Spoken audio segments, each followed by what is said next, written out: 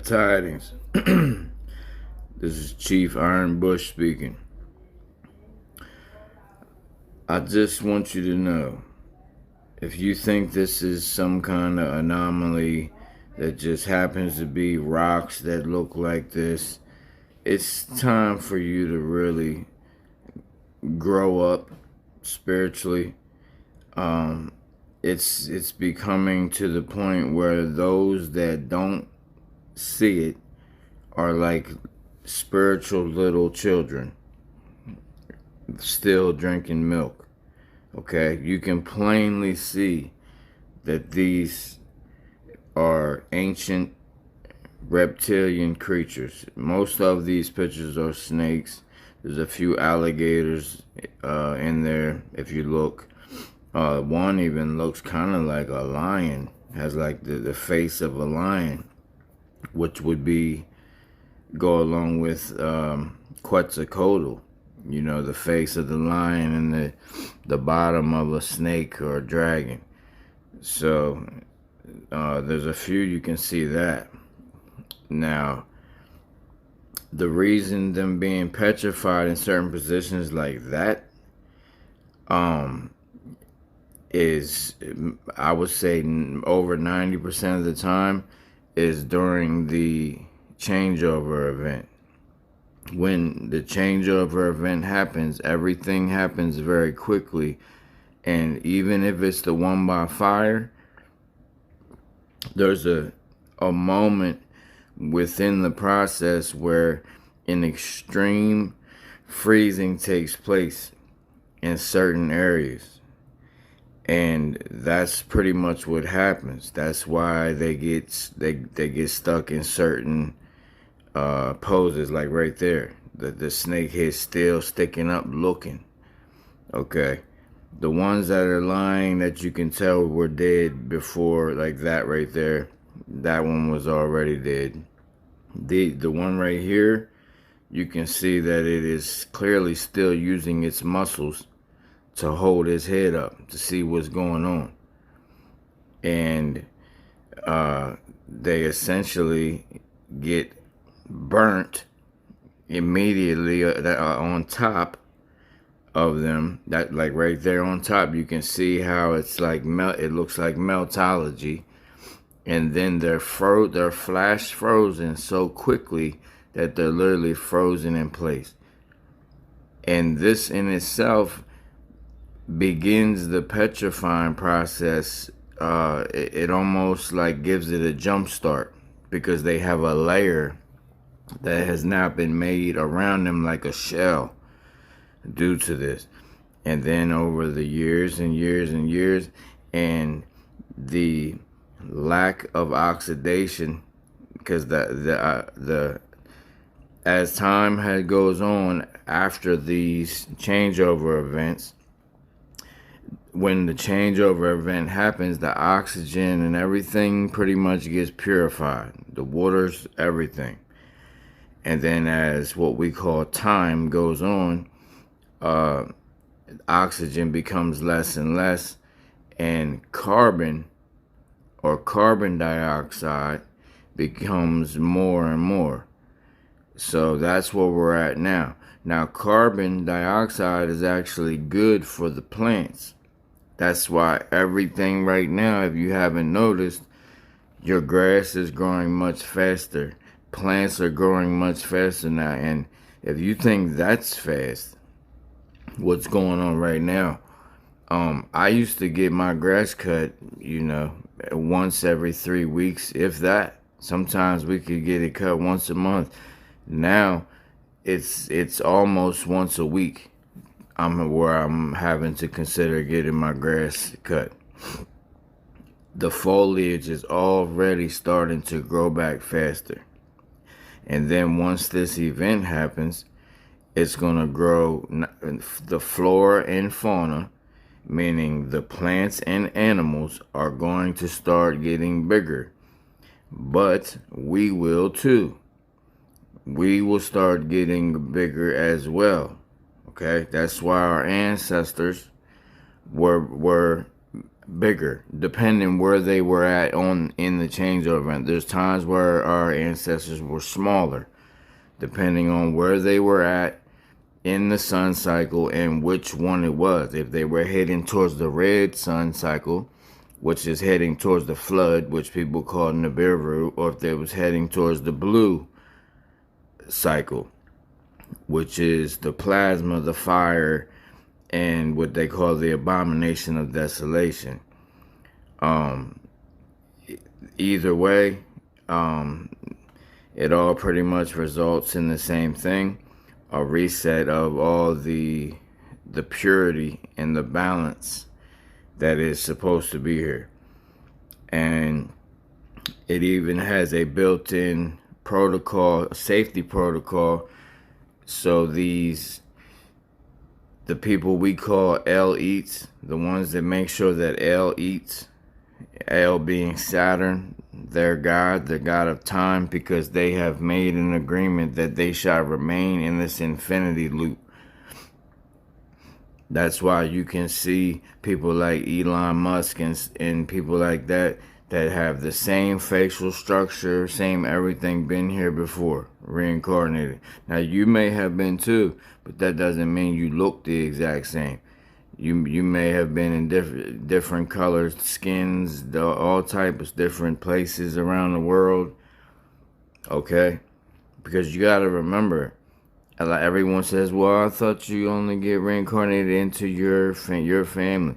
Well, the mitochondria DNA is connected, goes back to like 500,000 years, meaning you're connected to quite a lot of people, and that spans across the crater or the world, the map that you've been given, which is just, it's a crater on a bigger Earth. But that's neither here nor there. That's a whole different teaching. Just wanted to show you this. I'm sure you've seen the huge one that makes these look very small. That's down at the tip in between what they tell you is Antarctica and South America. It's one that is much larger than these snakes. That's in the it's in the waters. And they've said they've seen bubbles coming from around this snake, like almost like, air starting to come out of it. People are calling it, Leviathan and this and that. I don't think that's Leviathan. I just think that's an ancient, really big snake that's coming to life, coming back out of hibernation. That's all. I think there's many like it. The thing we call Leviathan started is actually in the stars above. Okay, it's actually something that's in the stars above. There's two different sea creatures in the stars above where they got a lot of this story from, and it's called Cetus. Cetus is, or some say Cephas, but Cetus is the Leviathan in the stars above. So, but as they say, as above, so it is below. So, maybe there is a Leviathan creature that's deep down in the ocean that has awakened, that these killer whales and everything is kind of like, you can tell they're in there's a little bit of anxiety going on with a lot of the whales right now. They're knocking boats out of the water that are out there. Now, could this be that they're just fed up on man for throwing poisons and plastics and stuff? There's a whole island off of the Pacific coast that is made of nothing but plastic water bottles. A whole island. They're not going to tell you that. A whole island made of nothing but plastic water bottles. And they're dumping chemicals and they've been doing this stuff for a long time in the ocean. Okay? Ever since the Industrial Revolution, that has been their dump-off point. And in the rivers into the Gulf of Mexico and this and that. All right, you think these oil spills are that used to happen from BP? Not once but twice, and then before that it was Chevron. Okay, you think these are on accident? When they are pulling oil out, they also have